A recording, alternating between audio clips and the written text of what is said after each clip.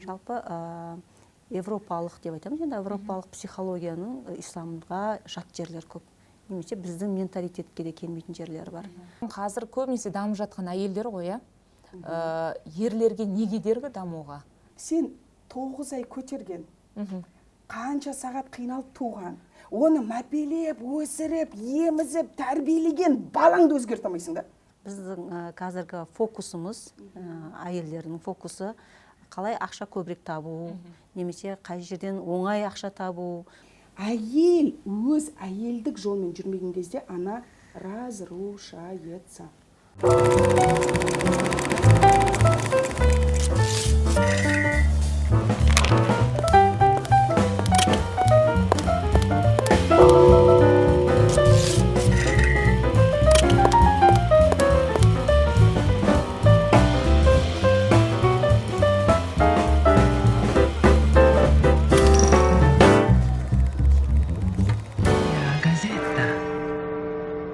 Армысыздар, Ля Газетта подкастының көрермендері.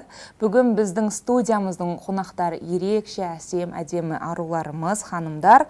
Алматы қаласы әйел қыз-келіншектер секторының жетекшісі Гүлмира Ұстаз, яғни Ілеспайқызы, және коуч Алия Шайх.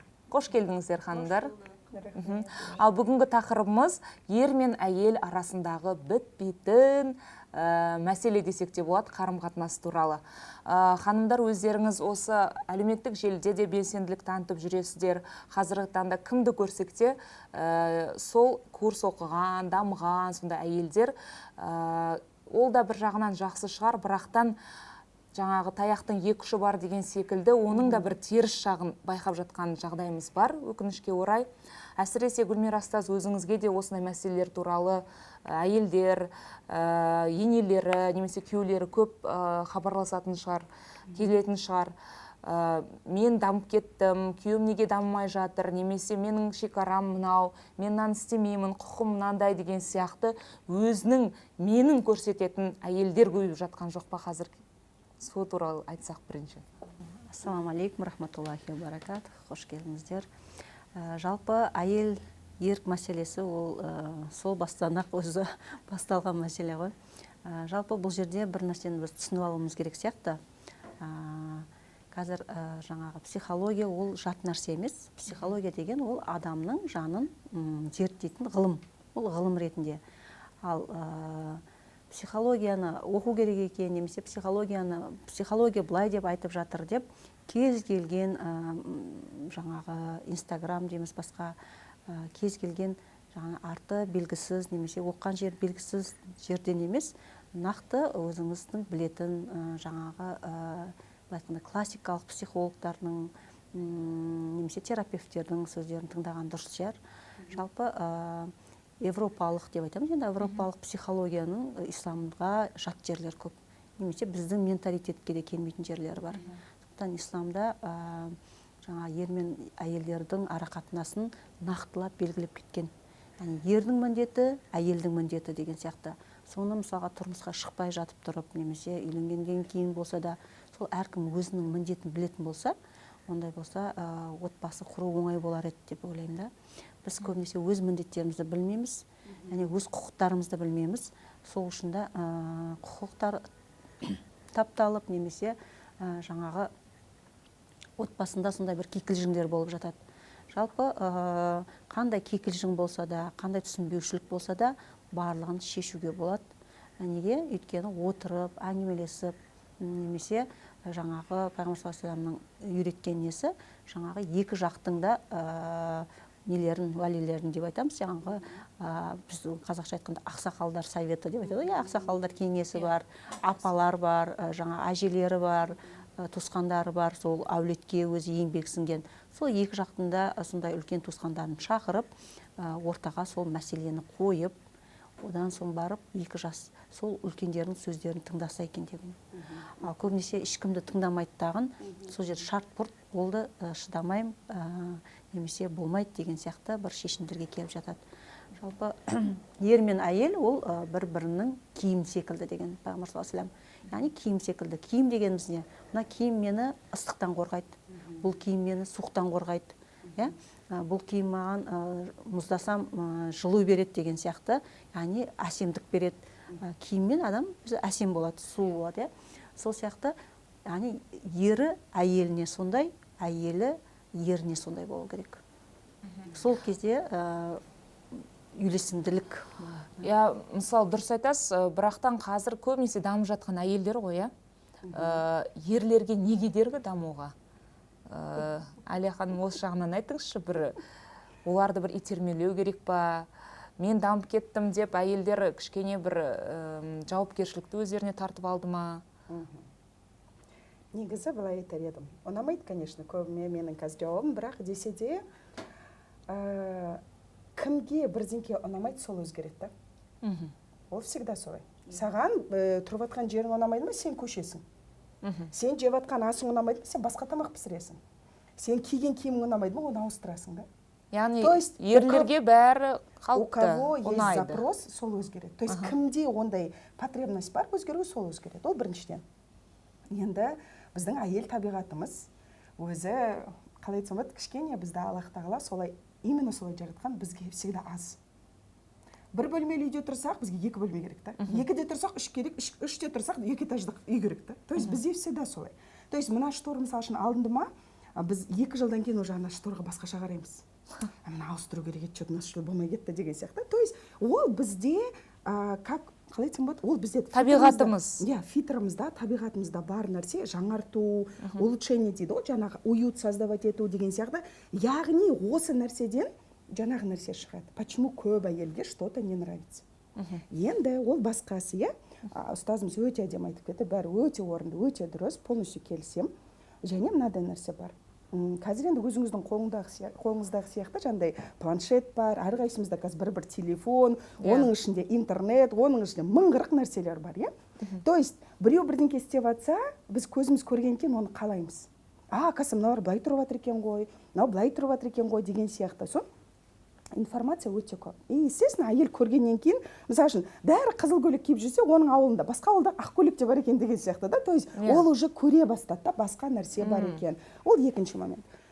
Үшінші момент, мен былай айтар едім. Негізі біреуді өзгертемін, оны өзгерте аламын деген нәрсе өте ауыр нәрсе.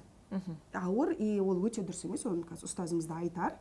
Өйткені біздің вообще, қалай айтсам болады, біз, мысалы үшін, тамақты өзіміз үшін ғана іше аламыз ғой, дұрыс па? Мен тамақ жесем, мен тамақ жегенмен сіздің ішіңізге ешқандай қорек бармайды да.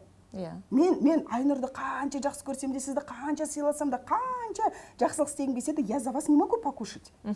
Мен сізге жаңағы, как сказать, сіздің денеңіз таза болу үшін сіз үшін душқа түсамаймын да. Мен барып өзім үшін ғана түсіп келе аламын, өзім үшін тамақ іше аламын, өзім үшін ұйықтай аламын. Тура сондай сияқты өзгерісте тура солай. Адам тұлғалық дамуды өзі, исключительно өзі ғана істей алады. Оны қатыным айтты, балам айтты, шешем айтты, ел айтты, жұрт айтты деп өзгере алмайды ол. Ол өзінің бір, как сказать, ішінен келу керек. Ол өзінің запросы, және ол өзі ғана оны істей алады. Сен мен жеп оны жаңағыда бүйтпейсің ба, жұрттың бай бүйтіп жатыр, жұрттың бай сөйтіп жатыр деп айта аласың. Бірақ ол только конфликтке алып келеді. Ол бірінші момент па, екінші момент өте тоже ауыр нәрсе, бірақ біз біреуді өзгертеміз деп негізінде Құдайдың сол кісіге берген, сол кісіні солай жаратқаны негізі наразылық танытуды. Что это он такой? Мен қазір оны өзгертем, мен дамып жатырмын, қазір өзімді өзгертіп тастаймын, потому что еще психологияда жаңа өте дұрыс айтты да, сен өзгертсең, ананы да өзгерте аласың деген сияқты әңгіме жүреді да. Сол дұрыс емес. Бізде как будто бы кажется, что өзгерту это жаңа құмыранда ана лайдан бүйтіп илеп істейді ғой. Тура сондай қазір мына құмыраннандай жалпақ ет, мысалы үшін, мен оны қазір ұзын қылып база қылып істеп тастаймын деген сияқты, как будто нам кажется, что мы можем. Негізінде біз ешкімді на то пошло, осылай, например, айтып жатқан әйелдерге айтам, сен 9 ай көтерген, қанша сағат қиналып туған, оны мәпелеп, өсіріп, емізіп, тәрбиелеген балаңды өзгерте алмайсың да. Айдалдағы біреудің 20-30-ға келіп үйленген баласын қайдан өзгертесің сен? Понимаете? Момент сода. Бірақ біз соны түсінгіміз келмейді ғой. Соны ең бірінші, ең бірінші факторға алғымыз келмейді да. Нет, мен оны өзгертем. мен оны былай істеймін деп сол андай былайша айтқанда ана қару жарағымызды киіп алып доспехи дейді ғой орысша айтқан сөйтіп қазір мен ана еркекті бүйтіп жүремін де сөйтіп жүремін. На самом деле сода проблема көп жаңағы болып жатқан біздің проблемаларымыз сызылып кеткен именно сол жер. Жаратушының бір сипатын алып қою рөліне еніп кету ғой, жалпы адам өлгенше өзімен алысу керек деген нәрсе бар ғой. Енді Шәкәрімнің айтқаны, Абайдың айтқаны. Мысалы, Абай атамыздың мынандай жаңағы жұмысы жоқтық, тамағы көптік, аздырар адам баласын дегеннің кейпі келді ма деймін да мен. Мысалы үшін жаңағы жатып алып, үйінде сен мынаны істеуің керексің деп міндет артып қойып, бірақ өзі ештеңе істемейді. Өз тарап. Мысалы, әйелдер болсын, жаңа күйеуі маған андай міндетті, мынандай өйту керек, мынандай ақша табу керек, мен асырау керек деген сияқты бар. Я дұрыс, ол күйеудің міндеті шығар, бірақ әйел соған лайықты болып жатыр ма қазір? Бұл да проблеманың түбі неде жатыр? Мне все должны да жатыр да. Сен ұстаз болсаң, мынандай ұстаз болу керексің. Сен сұхбат алсаң, мынандай қылып алу керексің сұхбатты. А сен қандай сұхбат беруші?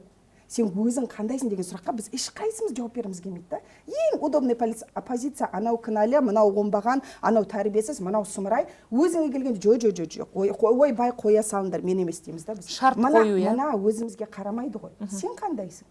Сен қандайсың? Сен, мысалы үшін талап етесің ғой, сыйлықтарды, гүлді, ойбай құрсын саған там машинада әперсін, ай сайын үй соқсын, бүйтсін, сөйтсін, миллиондаған тапсын. А сен қандай әйелсің?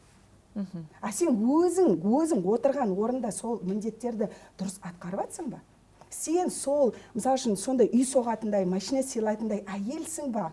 Жоқ, ызыңдап, миды жеп, сенің анау шешең мындай, ана қарындасың мындай деп отырсың ба?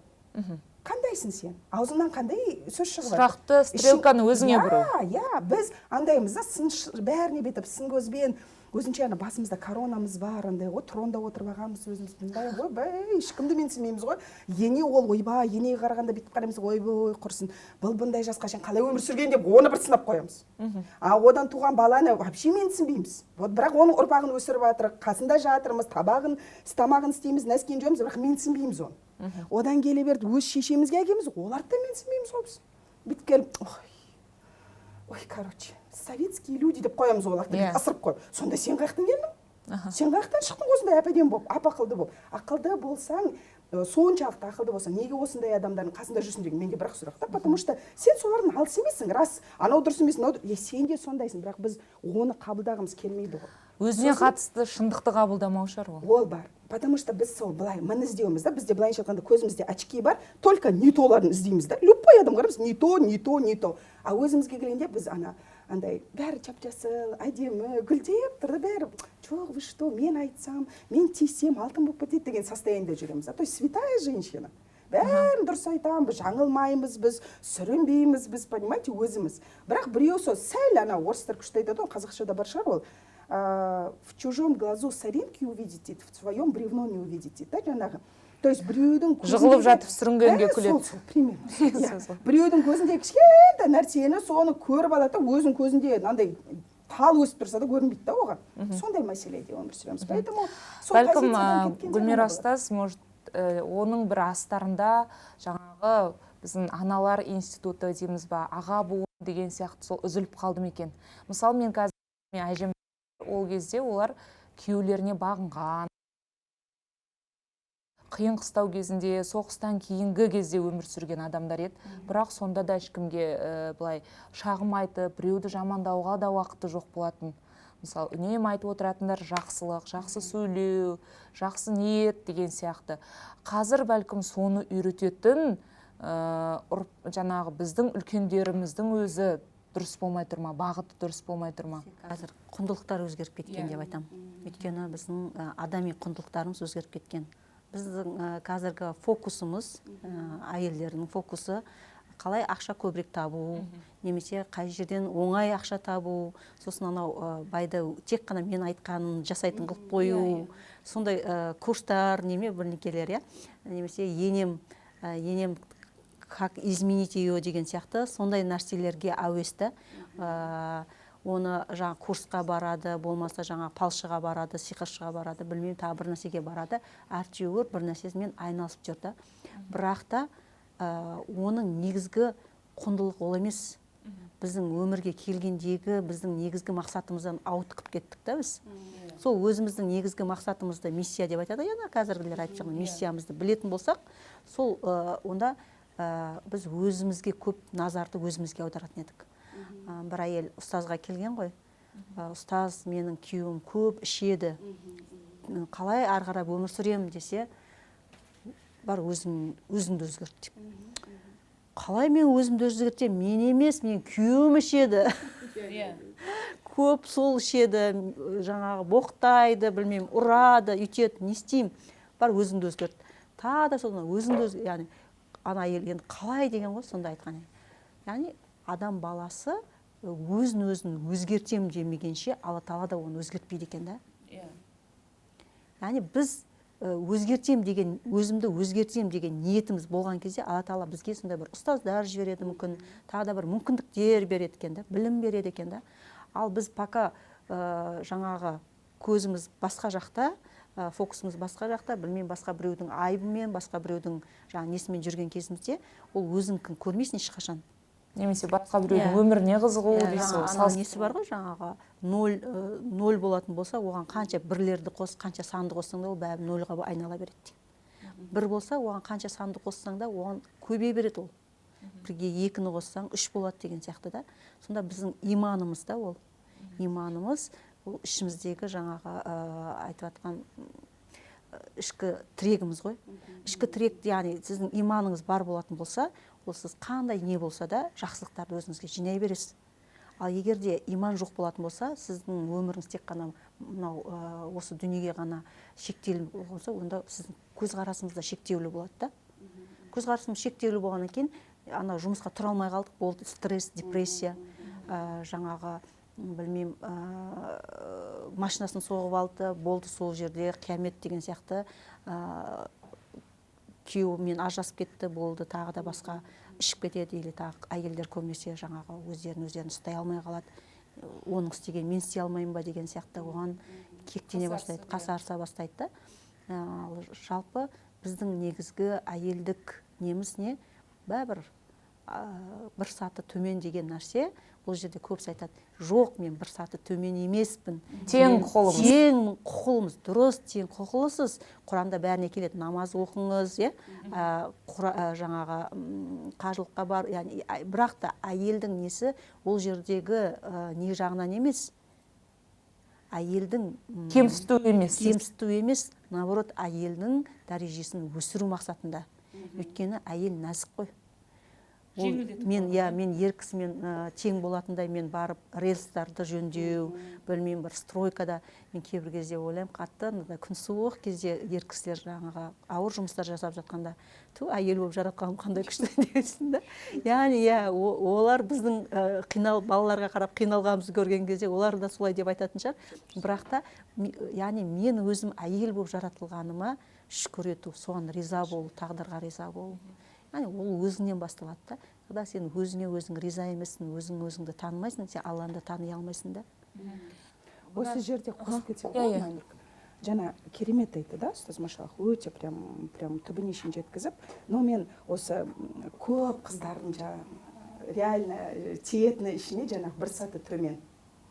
Соны түсінбей, осы жерде ашып кетейін. Бір саты төмен деген сөз, ұстазымыз өте керемет еді. Біз барлық жақта бірдей құлмыз. То есть Аллахым бізді де махаббатпен жаратқан, ерді де махаббатпен жаратқан, бізге де құлшылық нәсіп еткен, ол кісілерге де нәсіп еткен. Тіпті Аллахым бізді сонша жақсы көрген, даже бізде облегчениялар бар да. Ол ер адамдарда жоқ. Ол кісілерде намаз оқымау, ораза ұстамау деген сияқты ондай жоқ. Бізде ондай облегчение бар. Тоже из-за того, что біз нәзік қылып жаратылғанбыз да. Ол бір момент па, екінші момент. Бұл жерде бір саты төмен деген кезде өте дұрыс айтты. Бір саты. Міне, бірінші лесенциямен екінші лесенцияның арасында кішкентай аяқтар расстояние. Саты деген өте, то есть жақын деп тұр ғой. Ұстаз именно сол, бізге наоборот, нет, почему я ниже деген сияқты болады да. Жоқ, ты очень близка наоборот. Сен жақынсың, ол бірінші момент. Екінші момент, бір саты төмен, это исключительно лидерский жағынан.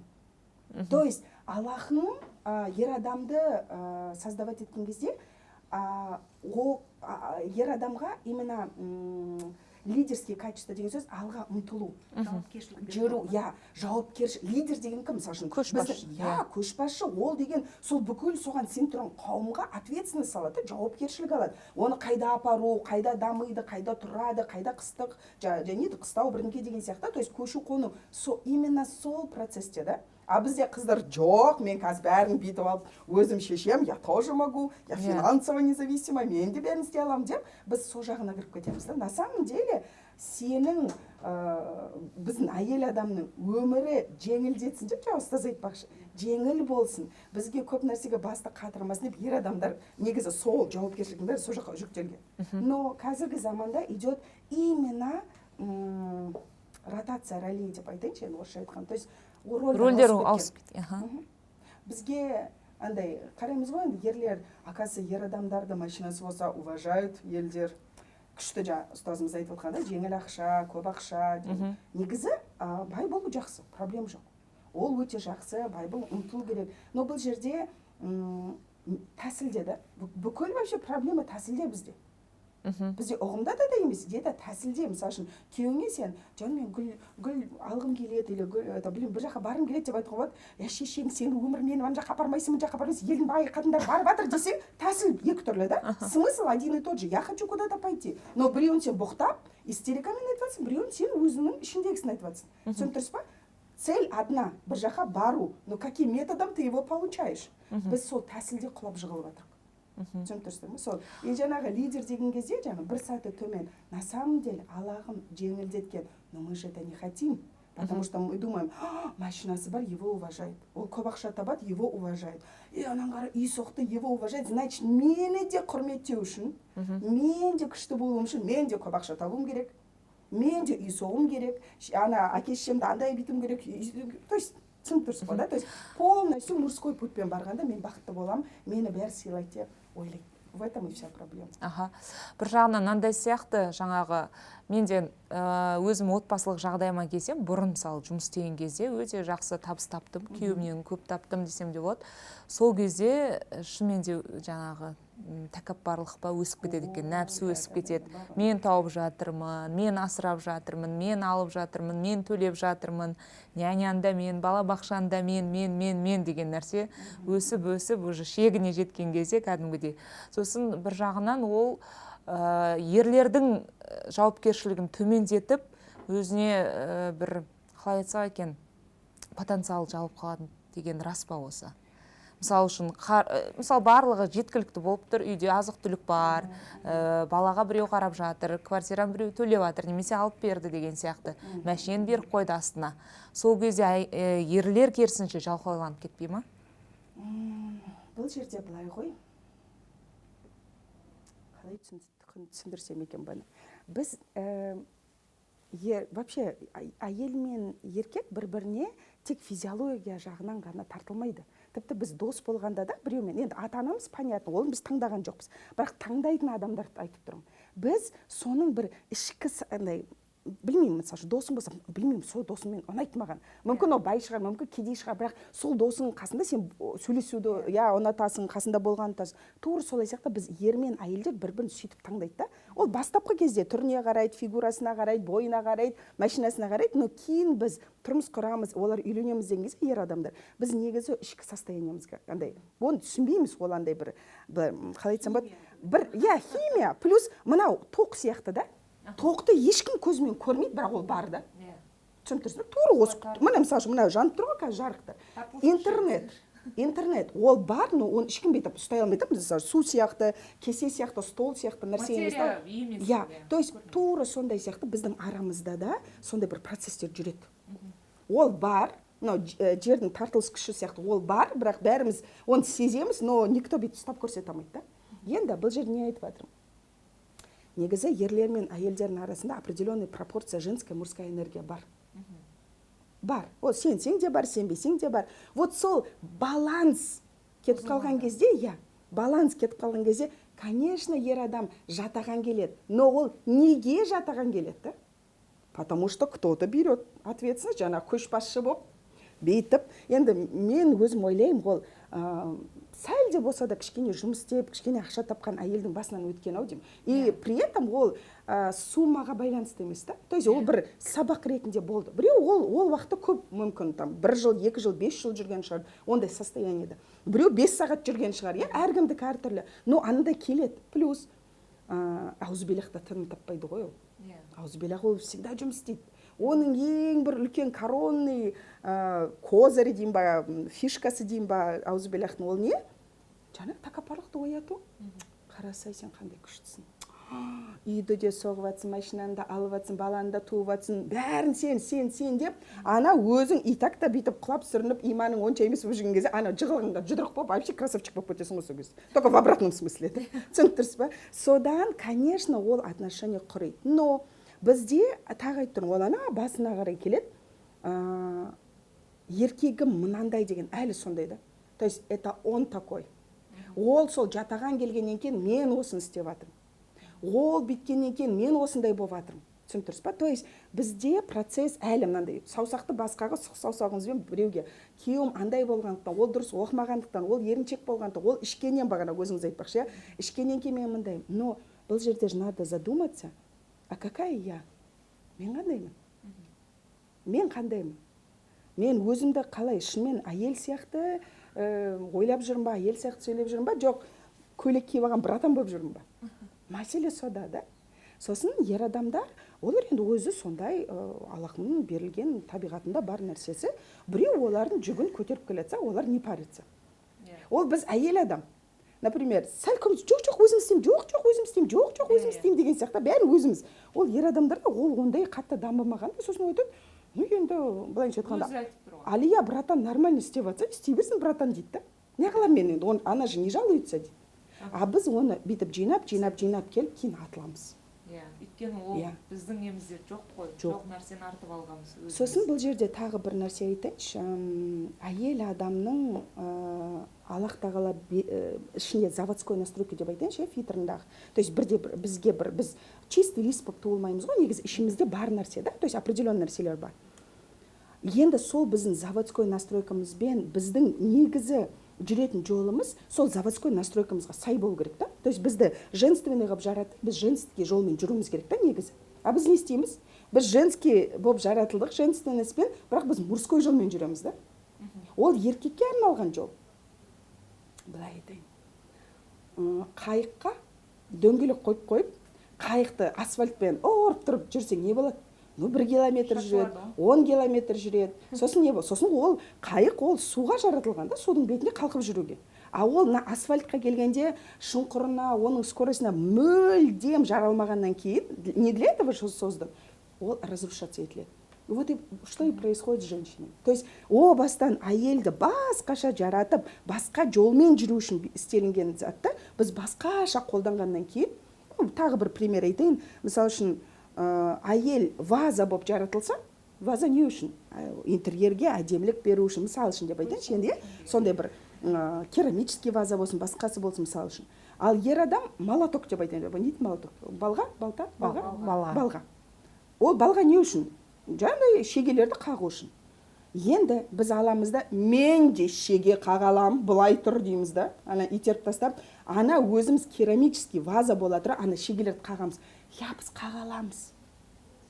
1 шеге, 10 шеге, 20 шеге, 1 жыл, 5 жыл, 10 жыл. Бірақ ол бізді сындырады. Не болады? Ол не қалады одан? Ана жері бір трескаться етеді, ана жері түсіп қалады. Кейін ол функционально ваза бола алмай қалады.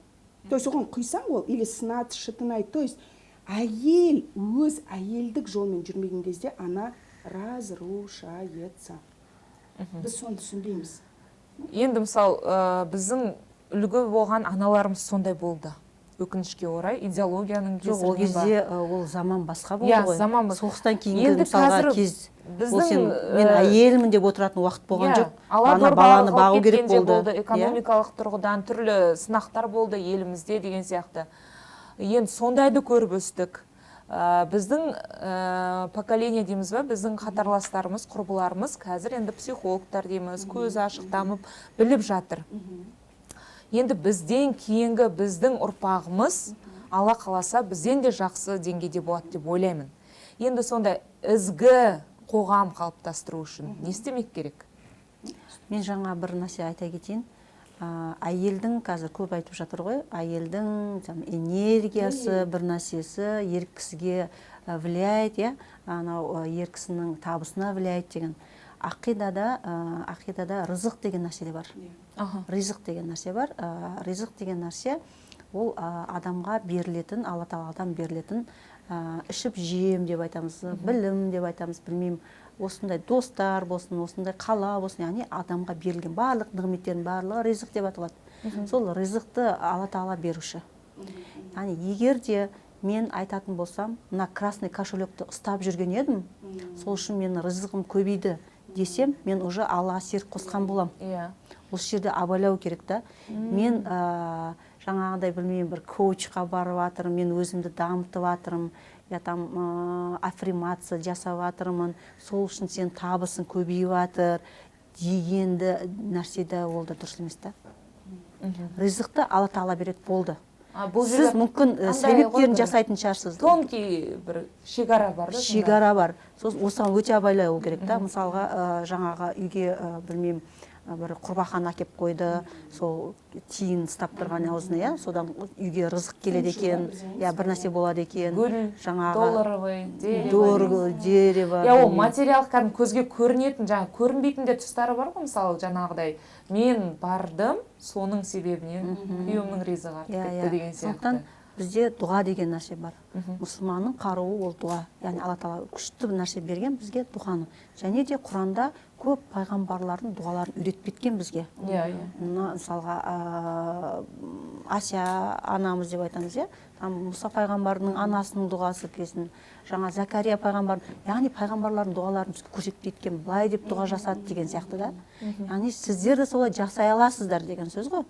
Сондықтан Пайғамбар саллаллаху алейхи вассаламның өзі де көп дұғаларды үйретіп кетті.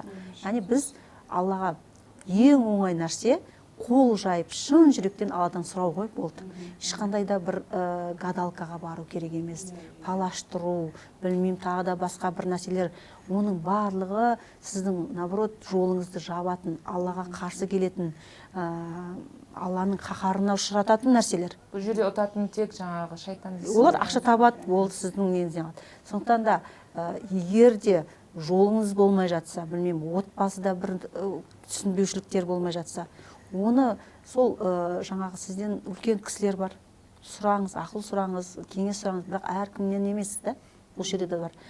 Болмай басы не аласың, ажыраса сал дейтіндер де бар. Әртүрлі жағдайлар бар. Сондықтан өте абай болу керек. Жаңағы бұл қарым қатынастың бәрі хрусталь сияқты ғой. Хрустальда бір жерден шынап кетсе.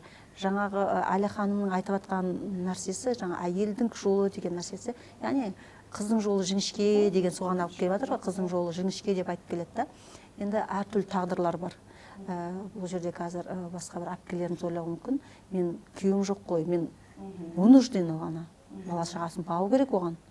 Ол күтіп отыратын, маған біреу келіп, ондай нәрсе жоқ қой, ана бала шағаны бағу керек. Сондықтан ондай мәселелер де бар. Яғни тағдырдың салған нәрселері, бөлек нәрселер бар да. Яғни кейбір кезде экранның ар жағында айтылып жатқан нәрсе, ол жалпылама айтылып жатқан нәрсе, сіздің неңізге әсер етпеуі де мүмкін. Мысалға, жаңағы сіз өткенде айтып жатқан жеке шекара деп айтылады, қазір. Жеке шекарам, жаңағы жеке шекарам бұзылып қалыпты деп келіндерге жаңағы енелері бір нәрселер айтып жатса, сіз менің жеке шекарамнан өтіп кеттіңіз деген сияқты әңгімелер айтып, жаңа үйден кетіп қалып жатқан келіндер бар. Жаңағы ажырасам деп жатқандар бар, немесе мынандай өмірге, окажется, я недостойна, мен қалада өмір сүруім керек екен деп бүкіл бала шағасын тастап қалаға келіп жатқандар бар. Яғни көрдіңіз ба, жаңағы Инстаграмда болсын, білмеймін, социальный, тиктокта болсын, ол өмір күшті болып көрсете береді ғой бәрі. Сіз оның ар жағында не болып жатқанын білмейміз де. Ол қоғамның бізге қалыптастырып беріп жатқан бір көріністері ғой. Көріністері ғой. Сондықтан ол қалай болса да біз сол социальный өмірге байланып қалдық. Қазір барлығы бір атаңда, апаңда дейміз ба, жаңағы мамада, папада телефондағы жаңа нені көріп отырады да. Данышпан Google бар. Данышпан Google'ымыз бар, Алисамыз бар деген сияқты.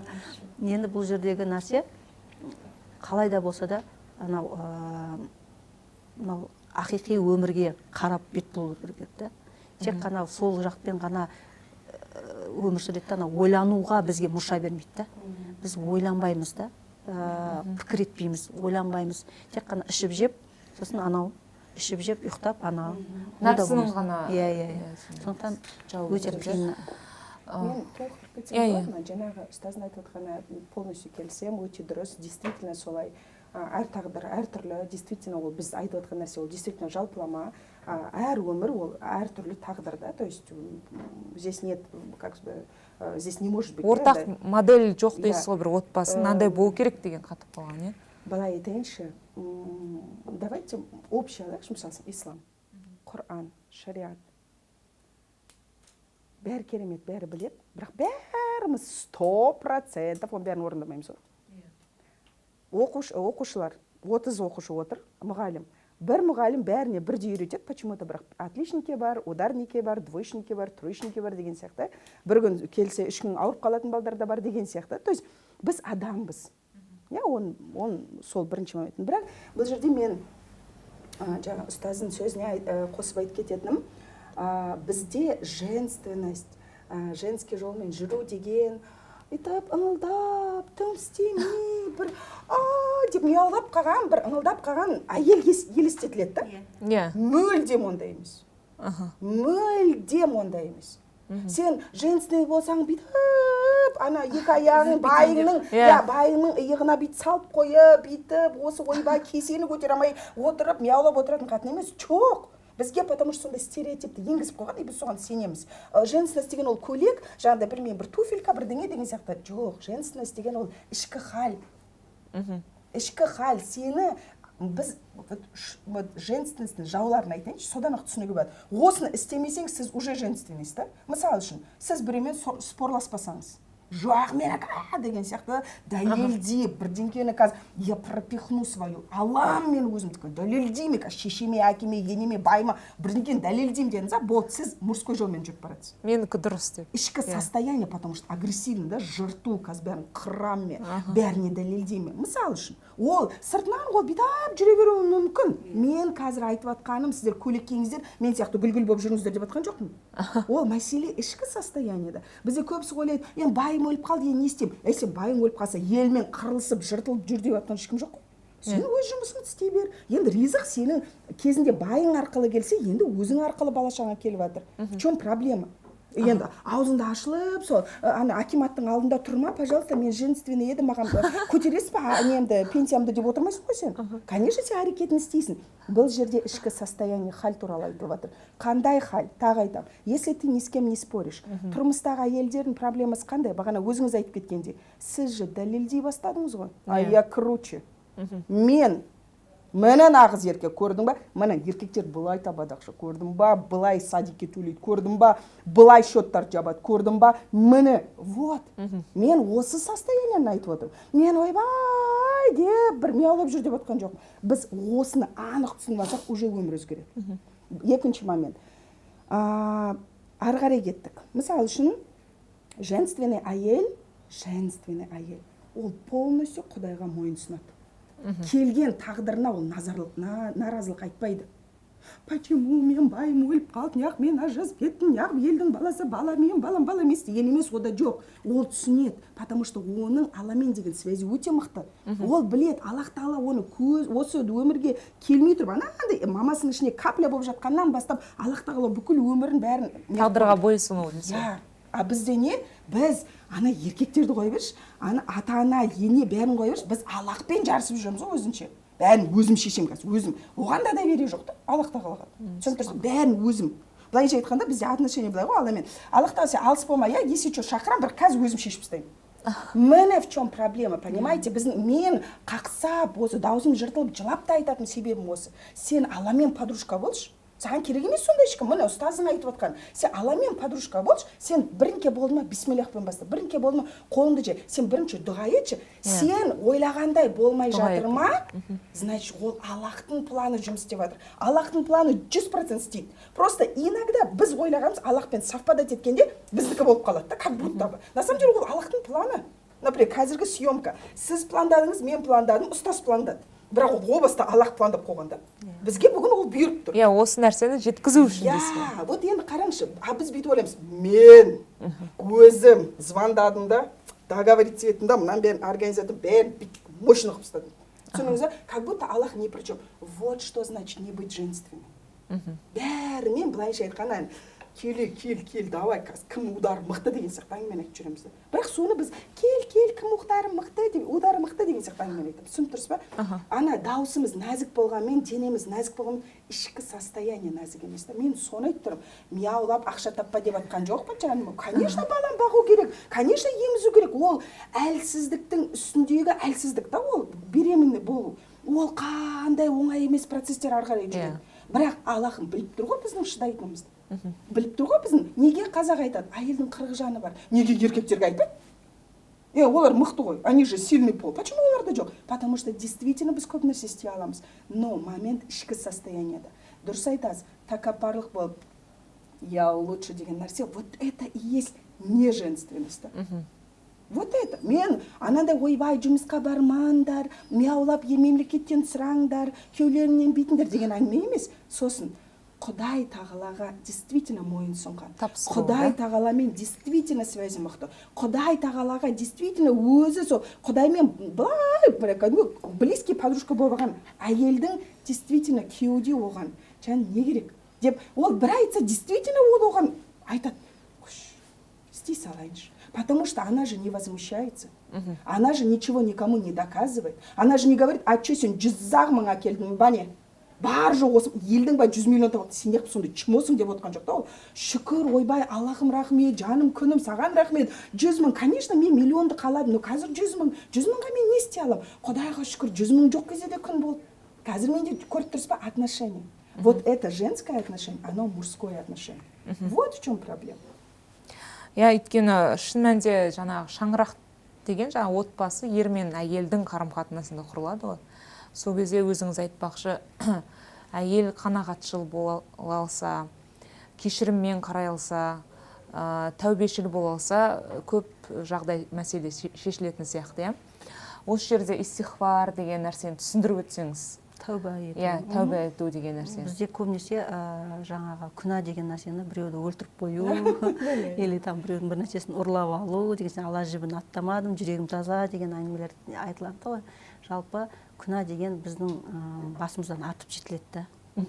Бір адамды ренжітіп қоюың өзі, мысалға жаңағы өзіңе өзің жаңағындай тәкаппарлықтың өзі, қызғаншақтық, іштарлық, мынау жүрек аурулары деп айтады, бұлардың барлығы да.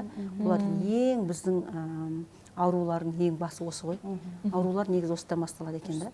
Осы жаңағы Ибн Синаның жаңағы несі бойынша бірінші ауру іштен басталады, одан кейін ол денеге өтеді екен да. Жаңа психосоматика деп айтатқандарыңыз сол. Сол жаңағы бірінші сол біз өзіміздің ішкі рухани ауруларымызбен күресуіміз керек. Егер де сондай ауруларымыз бар болатын болса, оны танып білудің өзі уже сіз жаңағы емделуге шаг жасап жатыр деген сөз. Ол 50% деп айтар едім. 50% уже сіз жазылуыңыз. Өйткені көбісіміз оны елемейміз, байқамаймыз, даже байқағымыз келмейді де. Жаңа Әлиханым айтып жатқаны, біз басқа бір жақтан іздеп жүрміз ғой кінәлілерді. Біздің өмірімізге кінәлілер басқа біреулерді. Мен ата-анам кінәлі, немесе менің күйеуім кінәлі деген сияқты. Бірақ өзім кінәлі емеспін деген сияқты. Бірақ сол егер де адам өзіне өзі уже түңіле бастаса, яғни өзін тани бастайды, өзіне түңіліп, өзінің жан дүниесіне қарай бастаған кезде, имам Ғазалидің несі бойынша жүректе сәуле пайда болады екен. Мысалға жүрек қап-қара болып кеткен болса, сол жерде сәуле пайда болады екен да. Сәуле пайда болған кезде Алланың нұры түседі дейді ол жүрекке. Сол Алланың нұры түскен кезде жүрек уже нұрлана бастайды екен. Сол кезде сіз тағы да бір жақсы жаңағыда халдер пайда болады адамда. Ол неге? Сол үшін Пайғамбар саллаллаху алейхи айтады, мен күніне ең аз 70-100 рет истихфар айтамын деген ғой. Яғни ол кісі уже күнәдан адада, ол ешқандай күнәға бейім адам емес. Өйткені оның жүрегін періштелер келіп жуып кеткен. Соның өзі сондай жасаған. Түнімен тұрып намаз оқимын деген. Аяқтары жаңағы мозоль болып кеткенше соншалықты жылаған сонша дейді. Айша анамыз айтады, аяғының асты лай болып кететін еді дейді. Енді ол кезде мынандай полдар жоқ қой, кәдімгі топырақ пол ғой. Ал біз жыламақ түгілі бізден ондай көз жас келмейді да бізге. Неге біз қатып қалғанбыз да. Ықылассыз. Иә, сондықтан біз күніге Алладан ең болмаса білмеймін бір қатты жүрегімізбен қалап, Аллахым мен кешіріңізші, кейбір кезде осындай бір оңбағандық жасаймын, ақмақтық жасаймын, надандық жасаймын, білместік жасаймын. Білмеймін, біреуге жол бермей қойдық, біреуге сөз бермей қойдық, біреуді ренжітіп қойдық. Тағы да бір нәрсе, адам баласы болғаннан кейін біз күнәға бейімбіз ғой. Сондай нәрселерде күніге Алладан кешірім сұрау, және де бұл истиғфардың бір несі, сіз күнәдан кешірім сұрау арқылы Аллаға шүкіршілік ете бастайсыз да. Шүкіршілік тәубеге келу арқылы, жаңағы айттық қой, жүректен нұр түсе бастайды деген кезде, ол сіз уже шүкіршілігіңіз артады. Шүкір дей бергеннен ол шүкіршілік артпайды адамның. Шүкіршілік деген ол сіздің жан тәніңізбен шынымен де сондай неңізге риза болу, халіңізге риза болу, тағдырыңызға риза болу, Алланың бергеніне, білмеймін, бала шағасына, жаңағы сондай күйеу бергеніне, атана бергеніне деген сияқты да. Жалпы мен айтып жатырмын да, осындай керемет екі жаһан сардары деп айтады да. Екі жаһан сардары, Мұхаммед пайғамбардың сондай үмбеті болып жаратылғанның өзі қандай керемет деп айтады да. Осы сөздерді есту, осы жаңағы кәләмді білу, Құранды білу, о туралы естудің өзі де үлкен нығмет қой біз үшін. Оны естімей жүргендер де кісілер бар ғой.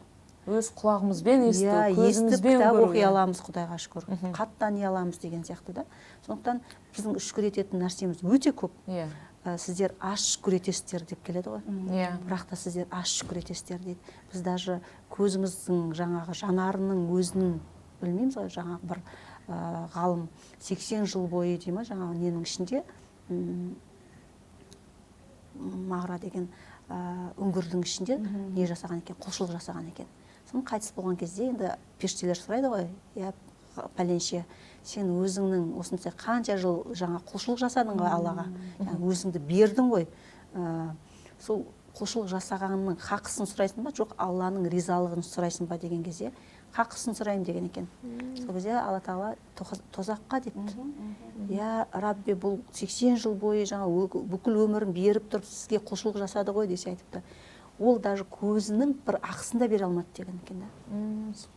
Енді бұл жерде айтылмайды, біз қанша жыл жасасақ та құлшылықтың несін бере алмайды екенбіз ғой деген жоқ. Бірақ біз құлшылық жасау арқылы Аллаға шүкір етуші құл болмайын ба дейді да пайғамбар саллаллаху алейхи ва саллям. Мен Аллаға шүкір етуші құл болмайын ба дейді. Яғни біз жаңағы шүкіршілігіміз, Аллахым шүкір жаңағы благодарный письмо дейді ма, не дейді анау, кітап жазып оған айтып шүкір дегенмен ол болмайды екен. Біздің жасап жатқан құлшылығымыз ол біздің шүкіршілігімізді білдіреді екен. Намаз оқу, білмеймін, садақа беру дейміз, жаңағы сіз жаңағы тәуба ету. Көп дұғалардың қабыл болмауының себебі біз кейбір күнәларымызға тәуба етпегеніміздің себебі екен. Сол не болып тұрады екен? Жаңағы препятствие дейді, жаңағында кедергі болып тұрады екен. Сонда біз ұмытып кеткенбіз ғой күнәмізді. Это как обычно сияқты болып кеткен да. Сондықтан Аллаға отырып, жақсылап отырып, Алладан дұға сұрау, сол күнәлар кейбір кезде еске түсуі мүмкін. Сол кезде сразу күнәмізге тәуба етуіміз керек. Яғни не дейді? Пока біздің жанымыз алқымға келмегенше, біздің тәубаларымыз қабыл болып тұрады екен. Уже алқымға келгеннен кейін жасаған тәубаларда есіктерді жабылады, ол адам үшін ол қиямет уже болып бітті. Сондықтан біз пока мүмкіндігіміз бар, бүгін көзімізді аштық, тіріміз, тіліміз сайрап тұр, жүрегім қақып тұр. Демек, мен әлі де өзімді өзгертуге мүмкіндік маған Аллах беріп тұр, шүкір етуіме мүмкіндік беріп тұр, күнәдан тазару үшін Алла Тағала маған тәуба етуге мүмкіндік беріп тұр деп, сол күннің рызығы деген сол күннің ризығын алып алыңыз. Сол күнге шүкір етіңіз, жаңа тәубе етіңіз. Сол кезде мүмкін жолдарымыз ашылады. Біздің күнәларымыздың кесіріне мүмкін біздің балаларымыздың да әсер етеді деп айтады ғой. Балаларға әсер етеді деген менің күнәһар нелеріммен, былай айтқан кезде мен дұрыс дұға жасай алмаймын. Дұрыс па? Мен Аллаға құлшылық жасаймын. Атысты істіртін. Бір қыз айтады да, Құран оқып отырғам дейді, былай кроватқа былай отырып оқып отырған ғой. Сосын мамасы көріп, тағы да дұғаларым қабыл болмайды деп айтасыңдар ау деген екен да. Қалай сен Құран оқып отырсың олай деп та. Сен әлемдердің Раббысымен сөйлесіп отырып, сен қалай арқаңды былай шалқаңнан жатып отырып сен Құран оқып отырсың деп қызына мамам солай ұрысты дейді да. Сосын айтасың маған дұғам қабыл болмай жатыр деп дейді да. Кейбір кезде біз көрдіңіз ба, біз ойланбайтын нәрселерді кетіп қалуымыз мүмкін да. Жаңағы былайша айтқанда сіздің жаңағы дұға кешірім сұрау арқылы, шүкіршілік ету арқылы жаңағы женственный халге келе аламыз ғой, былайша айтқанда. Иншалла. Сол кезде отбасында сауық қарым-қатынас да орнайды ғой.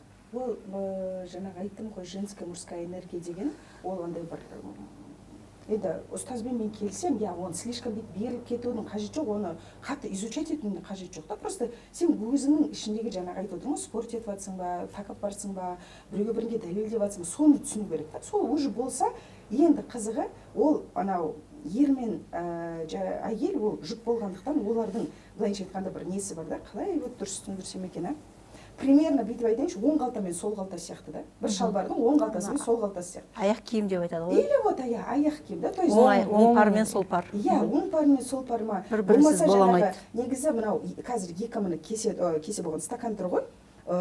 Неде математикада, не бар математика, онда физикада сондай бір нелер бар. Сообщающие сосуды деген нәрсе бар да. Сообщающие сосуды деген сөз, мына екеуі жеке дара өзі бөлек-бөлек болғанмен, ортасында екі анандай каналы бар да. То есть сен біреуіне су құйсаң, екіншісі толады да.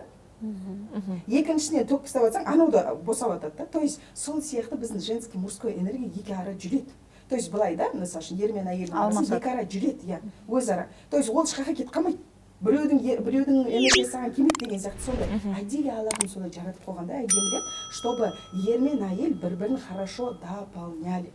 Сол жағынан. Потому что шынында енді былай қарасақ, осы тәуекелшіл әйел болса, тәуекел енді андай бір герой емес, тәубесінде бар, тәуекелі бар, күйеуіне шынымен қарсы келмейтін, күйеуінің сөзін жерге тастамайтын, реально итағат ететін әйелдерге действительно қарсы күйеулері де мықты болып жатады да. Действительно олар бірдеңені добиваться етіп жатады. Ол неге? Потому что именно ол әйел халінде да. Ол былай тұра тұр, қазір братан өзім шешіп тастаймын деп жүрген жоқ та ол. То есть оның халі жақсы болғандықтан ер адамда бұл әйел нәзік болған сайын еркек более андай, как сказать, более мужественный болады. Қазақша қалай дейді оны? Батыл болады ма? Более батыл болады. Потому что ол көріп тұр ғой енді. Үйде братан жоқ, өзі қана братан. То есть үйде бірақ еркекін көріп тұр. То есть ол физически соперник жоқ.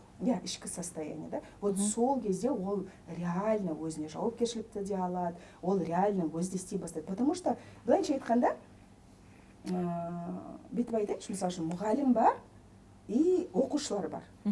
Оқушылар не істеу керек? Мұғалім не істеу керек?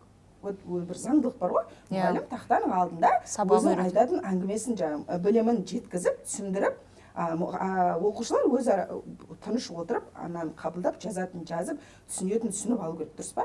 Вот сол кезде мұғалім өз функциясын дұрыс орындайды, оқушылар дұрыс орындайды, дұрыс па? Бізде қазір қалай болып жатыр? Оқушы мұғалім сөйлетпейді. Мұғалім сөйлен десе аналар шулайды. И бәрі бүйтіп орнымен ауысып, сол мұғалім дейді, қош дейді. Пример, түсініп тұрсыз ба? Просто оқушы өз орнына барып отырса, мынаны жапса, құлағын ашса, көзін ашып, спокойно отырып, мұғалімнің айтқанын сіңірсе, мұғалім де өзінікін жеткізе алады да. Вот в чем проблема. Просто біз отырғымыз келмейді да, мынаны жапқымыз келмейді, тыныш отырғымыз келмейді. Понимаете, анау ғой, жетпей жатыр. Ойбай, қалып баратыр. Елден қалып бар. Өзіңіз айтпақшы, ойбай, менің личный граница. Құдай-ау, не істейсің сен ол границаны деймін. Мен айтпаймын. Просто бізде бағана сіздің де айтып отқаныңыз, ұстазың да айтып отқаны, біз сол границаны защищать етіп, это же опять мужское. Это же опять мужское. Менің шекарам, артыр, бертір, сөйлеме, битпе. Сен ол шекараңды қорғағаннан бұрын, сен өзің күшті болуды үйретші. Дұрыс сөйлеуді үйрен, адамды түсінуді үйрен, кішіпейіл болуды үйрен, бөлісуді үйрен. Ол да адам, сен де адам екенін түсінші хотя бы элементарно. Жоқ, біз ана сен күйеу болсаң, сен Бэтмен болу керексің, Супермен болу керексің, Человек-паук болу керексің, бәрі болу керексің да, еще миллионер болу керексің. Түсініп тұрсыз ба? Өзіңе келгенде, сен мені алдың ғой, осы күйінде мен өзгермеймін дейміз да. Мен осылай жақсы көрдім. Вот, люби меня такой. вот сол проблема. Біз айтып отырмыз, біреуге көп, жаңа ұстазымыз айтпақшы, біреуден көп мін іздейміз, сын іздейміз, өзімізге келгенде не деп мына саусақ кетіп қалса ойбай, жоқ, мен святая женщина, мен вообще әулиемін мен. Жаңағы ғой тоже. Қалай истихфар айту, қалай тәубеме келемін, не үшін тәубеме келемін, мен айтап жақсымын. Мен не біреумен жатып жатырмын ба, арақ ішіп жатырмын ба, темекі тартып жатырмын ба, біреуді өлтіріп, бізде от осы да. Мен әйелге тиіп қалсын, мен не істеп жатырмын, мен тамағын пісіріп жатырмын, кірін жуып жатырмын, үтіктеп жатырмын, баланы бағып жатырмын, туып жатырмын, ене қарап жатырмын. А сен қандай халмен істеп жатқаның ешкім ол өзі елеп жатқан жоқ та. Бірінші кезекте Алланың разылығы. Мысалы үшін мына суды мә деп бере аламын да мен сізге. Мә ішсей, әкелді қой енді десем, ішкіңіз келеді ме? Жоқ. Сіз су сұрасаңыз да, шөлдеп тұрсаңыз да дейсіз да, қоя саласыз да. Бізде сөйтеді. Әйел болғаны міндет та. Әйел болған міндет, туғаны міндет, ол сол үйде жүргенің бәрі міндет. Енді, конечно, сен міндетсін питап жүрсең, байыңда саған міндет түсінеді ғой. Өмір сенің аға жүр, қабағың ашылып деп шығады. Өмір сен аға жүр, не ойынсың? Саған өмір аз. Елдің қатындары мынандай деп, ол да саған мін тартады. Соны былай ғой, мінді былай лақтырады, екеуі бір-біріне волейбол ойнап жүреді ғой, былайша айтады. Енді бізде от крайности до крайности ғой енді. Былай болып кетеді, немесе былай. Сол алтын аралықты қалай сақтау керек? Только ұстаз айтпақшы, Құдай тағаламен связь орнатылғанда. Только солай. Сен өзіңнің құл екенін түсіндір. Бүйтіп шермеп, елді менсінбей танауын таңқи, мына жақта нан піскенше дейін тәкаппар болмай, кішкене басын түсір. Елге бірдеңке істеу, сен бере алшы, сол кезде ала аласың. Закон бар онда, иә? Закон брать давать деген закон бар. Тоже көзге көрмейтін нәрсе, бірақ ол бар. Мен сізге ештеңке бермесем, сізде маған ештеңе бергіңіз келмейді ғой. Ну, мақұл, бір белес, екі белес суатсыз. Паршат надо. Надоелсің, қанша күшті болсаң да, қанша алия шайық болсаң да, надоелсің, неме білем, но только в одни ворота, да? Игра в одни ворота дейді, осы. Только бір жақ қарай жұмыс істеу. Ішімге орнамайды. Еркек пен әйелдің арасында да сол жағдай, иә? Всегда. Даже Құдай тағаламен деді. Сен қалай шүкір ет деп жатыр Аллах тағала. Сен мен шүкір еткен сайын. Қалай маған құлшылық ет, қалай маған шүкір айт деп сен істеші дейді. Шүкір етсеңдер арттырам деп тұр да Аллахым. Өзі айтып тұр. Құранда айтып, сен істеші, мен айтқандай. Не как тебе там ана өзіңіз айтпақшандай, өздері қазір придумайды аффирмация, жаңағыдай хаттар бірден, олай емес. Мен айтқандай істеші дейді. Саған айттым ба дейді, таң намазын оқы. Таң намазын оқысын ба? Таңның қанша сахабалар бар, таң намазынан кейін әрекет жасап, оқып, әрекетін жасағаннан кейін қанша бай болған сахабалар бар да. Таңның ризқы бар. Ол дұрыс. Ризық не себеп бізге қанша өмір сүретініміз бәрі жазылып қойған. Бірақ соған барудың тәсілдері. Иә, теріп жеңдер дейді. Бірақ мысалы үшін Құранда деген ұстазым қазір если не болса түзеп жіберді, бірақ сендер жаңағы құс сияқты аш ұшып кетіп өз ұясынан ұшып келіп тойдыртады Аллахым дейді да. Сол бізде мынандай бар да, мен дұға етіп жатырмын, шүкір етіп жатырмын, бірақ Аллах маған бермей жатыр деп Аллахқа мін айтады. Әрекет етпейді. Иә, бірақ өзі отыр. Сен элементарно тамақ жеу үшін сен тұрып хотя бы холодильниктен бірге алу керексің ғой, бір әрекет жасау керек қой. Бізде ол, бірақ бізде мынандай или слишком сол қалай айтсам болады, сол из крайности в крайность опять. Или мына жаққа тұрып алады, мен азына кешкен дұға етіп жатырмын, маған бермей жатыр деп бір наразы болуына, или только әрекет жасайды да. Только әрекетіне сенеді. Қазір мен су ішсем, мен шөлім ғана деп, только суға сенеді да. Вот сол жақта проблема. А оның барлығы қалай болу керек? Бисмиллахпен су ішіп, Аллахым мені шөлімді қандыртшы десең, вот это Аллах тағала қалағандай да. Әрекетіңде сай, өзің құлшылығыңда сай, ішкі состояниеңда сай. Бағана сөздің басында айтып кеттік қой, жаңағы ер мен әйел мысалы ажырасып жатқан жағдай болса, жаңағы бұрынғы үлкен кісілер отырғызып ақылын айтқан деген сияқты, осы тұста Әлия ханым сізде сөзіңді растайтын шығарсыз. Бізде мысалы үшін сөйлемейтін кезде сөйлеп кететін, ал сезімін жеткізу кезінде керісінше сөйлей алмайтын отбасылар көп, ер болсын, әйелі болсын. Өзі мысалы қалауын білдіре алмайтын. Сол кезде көбінесе мысалы психологтардың айтуынша да соттың үкімін жүзеге асыратын құзырлы органдардағы қызметкерлердің де айтуы бойынша бір-бірін түсініспеушілік дейді. Түсініспеушілік, яғни бір-біріне жеткізіп айта алмау. Содан шығады. Сондай нәрселерден туындайды, сізге келіп жатқан клиенттердің басым бөлігінде сондай. Ол, маған да болсын, ұстазға да болсын, айтатыны сол ғой. Мысалы, мен күйеуім түсінбейді, енем түсінбейді, мамам түсінбейді. Бәрі жүр, онаға жүр түсінбейді. Қай тілде сөйлеп жатқан бір Құдай біледі, ол. сол мәселе тәсілде. Ол бірдеңке айтатын кезде ішін бәрі анандай да претензия, өкпе, реніш. Ол не ғой отағасы деп тұруы мүмкін да сызылып. Бірақ ішінің бәрі оның ана отағасын бытшын шығарғысы келіп тұр да. Сөйтіп сөйлейді да, бірақ ол отағасы не ғой, мен деген андай гүл алғым келіп жатыр, бірақ ішінен боқтап тұр да отағасын. Сыртынан сызылып тұр. Вот момент сода. Ол негізінде лицемерияға жатады да. Лицемерия деген не бізде қазақша? Екіжүзділік. То есть ол іштей байын жек көреді, енесін жек көреді, шешесін жек көреді, бәрін жек көреді ол. Тіпті Құдайға да наразысы бар да оның. Бірақ сыртынан бүйтіп андай болып отырғысы келеді да. Бір как будто анау, как сказать, бір өтірік кейіпте жүр да, түсініп тұрсыз ба? А сізді қашан тыңдайды, қашан сіздің айтқаныңызды түсінеді, қашан ол сіздің айтқаныңызға құлақ асады. Ол күйеу болсын, ана болсын, ене болсын, любой адам. Сен когда іште оған деген претензияң жоқ, ренішің жоқ, сен ананы өлтіріп тастағың келіп тұрған жоқ ше, айтатын адамыңды. Вот сода да проблема. Бізде андай психолог болсын, басқа мен сияқты коуч болсын, басқа жерден болсын, кітаптан болсын, ютубтан болсын, осындай бір подкасттардан болсын, бірдеңе естіп алады да, анандай техника бар екен, қазір оны істеймін дейді. Сөйтіп алады да, ана техниканы істеу үшін андай көйлек кию керек екен, бүйтіп отыру керек екен, бүйтіп айту керек екен. Мен айтамын, ешқандай техника жұмыс істемейді саған. Сенің ішің шіріп жатса, сен аузыңның сасығы шығады, сен қандай көйлек кимейсің, аузыңның сасығы шықса, сен адам сөйлескісі келмейді ол. Соны түсінбейді да бізде. Жоқ, ол сыртын орамалын ауыстырады, көйлегін ауыстырады, орындығын ауыстырады. Мен айтамын, жаным, оның бәрі керемет. Бірақ ішке үңілейікші, іште не болып жатыр, қандай процесстер жүріп жатыр. Сен ешкімге ештеңе жеткізе алмайсың, пока сен ол адамдарға ішің андай деп қыжылың бар кезде сен сөзің өтпейді. Ол только скандалға алып келеді. Ол әйелдер сосын айтады, ұстазға да айтады, мен ештеңке демедім, ол мен сосын бүйтіп ұрды да, сөйтіп ұрды да, сосын ана бүйтіп айтты да, сөйтіп айтты да, боқтады да, бүйтті да, сөйтті да. Мен айтамын, ой, конечно, кім айтып отыр оны? Святая женщина. Святая женщина. Ол айтыр, мен бәрін күшті істеймін да, бірақ ана сұмыра еркекпен, сұмыра ене бәрін құртып жатыр. Мен айтамын, аха, қалай сонда? Такой невозможно. Сен шынымен кішіпейіл болсаң, оларды шынымен жақсы көрсең, өзі пайғамбарымыз саллаллаху айтқан ғой, жұмсақтық, бірақ ол ішкі состояниені айтты мен. Біз бәріміз тілмен қатырамыз, ана киіммен, образбен қатырамыз бәрін. Мен ішкі состояние айтты. Ішкі состояние сен жұмсақ болып, шынымен кешіре алатын болсаң, шынымен жаңағы адамға түсінушілікпен қарасаң, ана сені бүйтіп өлтірейін деп жатқан адам өзі өлтіргісі келмей қалады ше. Шын айтам, не то что ұрып соғатын. Ол потому что сен полностью жұмсақ болып тұрсың да. А бізде қалай, тағы айтам, өзіміз іште бүйтіп тұрамыз, бірақ әдем көйлек киіп аламыз да каблукпен. Түсініп тұрсыз ба? Бүйтіп тұрамыз бір. Іште байып, біз қазір осыдан кел. Состояниені өзгерту керек. Ішкі, ол қашан болады?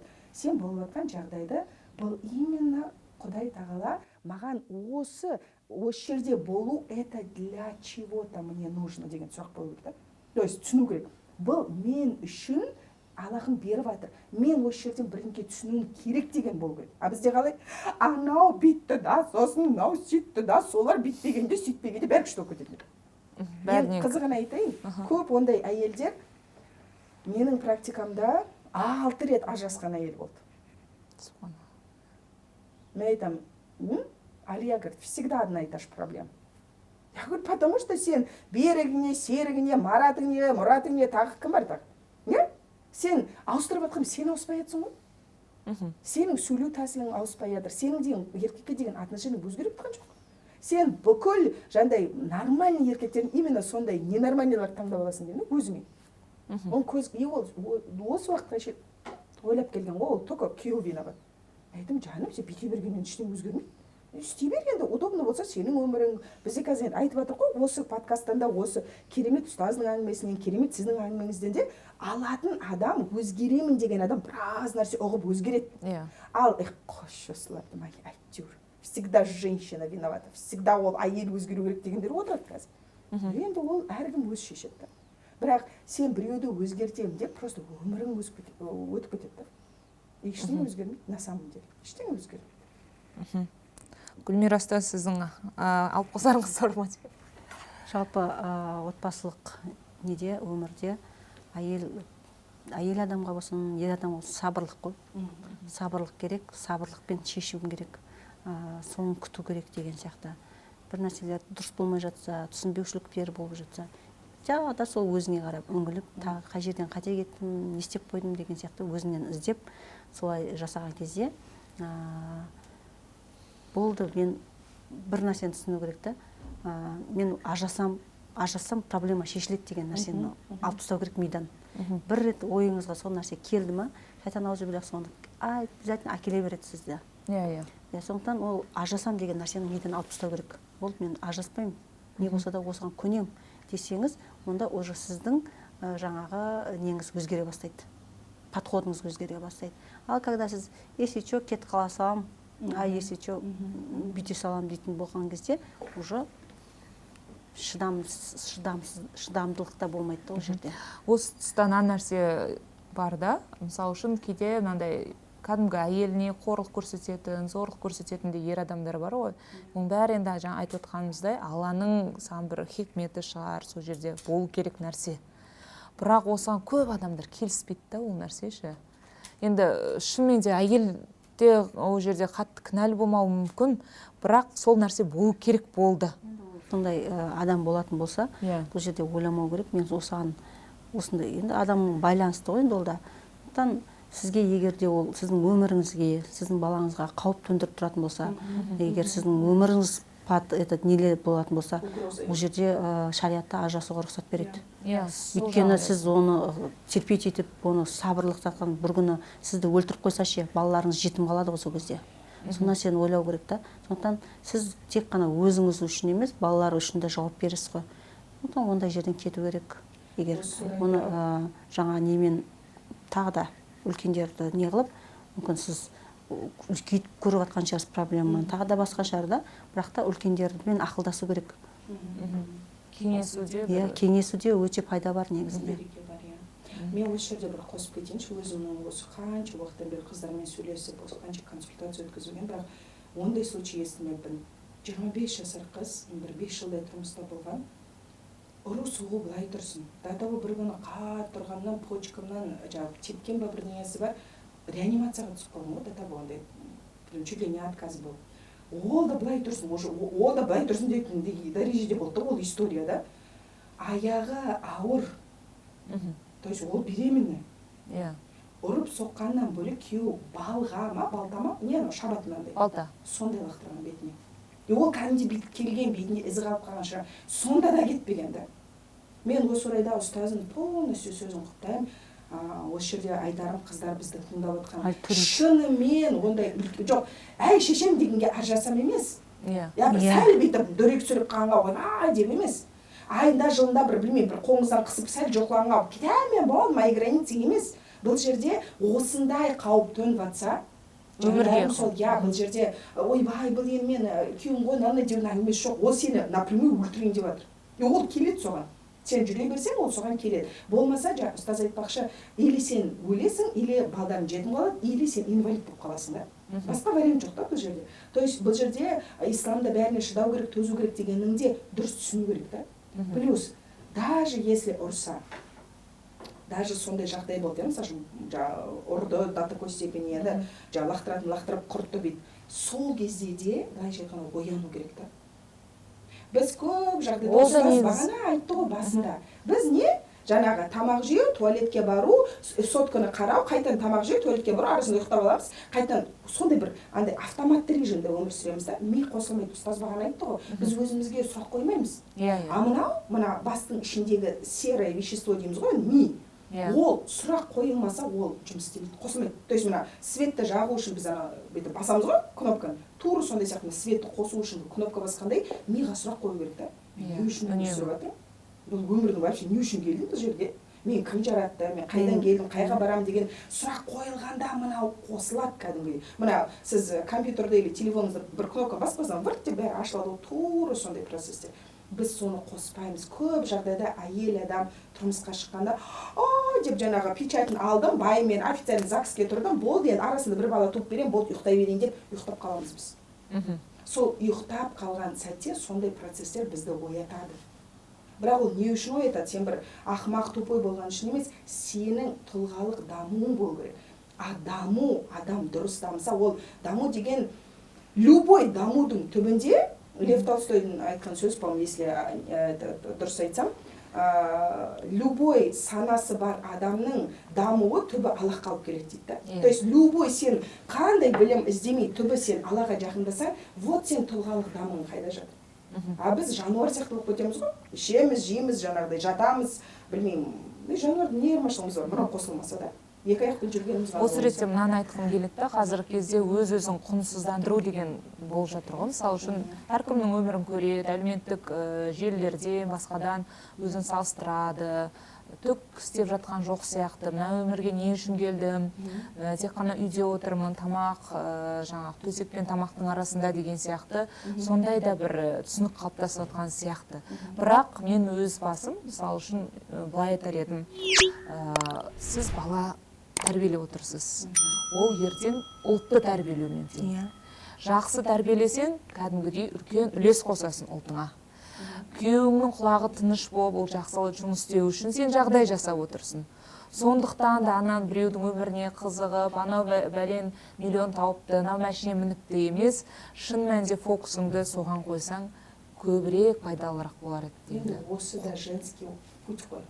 Сенің түбегейлі Аллах тағала берген основной бұл өмірге келу мақсатыңды орындау керексің сен. Соны орындағысы келмей, жоқ мен ана ер адам сияқты миллиондар табам, машина бүйтем, сөйтем деп, ол сол бағанағы ұстаз айтпақшы фокус мүлдем басқа жаққа бұрып. Сол үшін экранның ар жағындағы қыз келіншектерге айтайықшы осы тұста. Шын мәнінде үлкен тірлік жасап жатыр, үлкен жұмыс жасап жатыр. Өте сауап.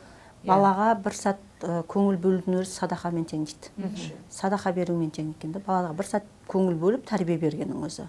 Мысалға тәрбиені сіз бермесеңіз, көшедегі адам береді, сіздің балаңызға тәрбиені.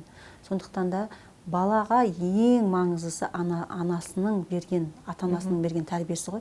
Яғни оны ешкім былай айтқан кезде алмастыра алмайды.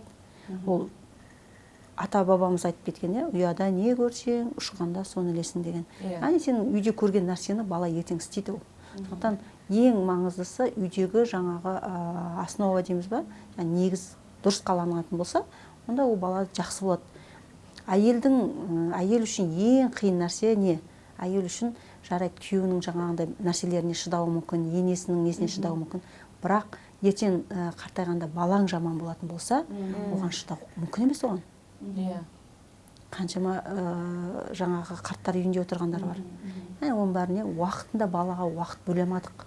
Уақытында сіздің балаңызға уақытыңыз жоқ болса, білмеймін, сіз балаңызға көңіл бөлмесеңіз, сіздің балаңыздан да артық басқа дүниелер бар болатын болса, онда ертең бала үшін де сондай болады. Сөзіңізді растайыншы, біз бұрын Қазақстан ұлттық арнасына жүргенде талай рет осы қарттар үйіне барып сұхбат алған болатынбыз. Сол кезде енді аяйсың бір жағынан ол кісілерді, бір жағынан өздері кінәлі екен ғой деген тұжырымға келесің. Өйткені шынымен де уақытында көңіл бөлмеген, қанша жерден қызметте болғанмен де бір көңіл бөліп, баласын арқалап бір ойнатпаған деген сияқты сондай әкелерді, жаңағы жылу бере алмаған шешелерді көріп, қынжылып айтқанымыз расында шын. Қазір енді ең маңыздысы бала тәрбиесі ғой. Бір апа айтты маған, 80-нен асқан екен, өмір бойы жұмыс жасадым деді, енем балаларға қарады деді.